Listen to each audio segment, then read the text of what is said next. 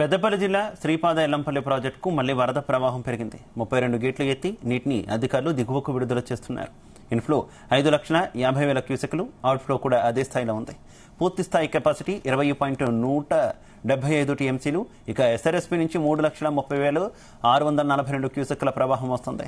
Godavari catchment ద్వారా 2,20,202 క్యూసెక్ల వరద నీరు ఎల్లంపల్లి ప్రాజెక్టులోకి వస్తుంది.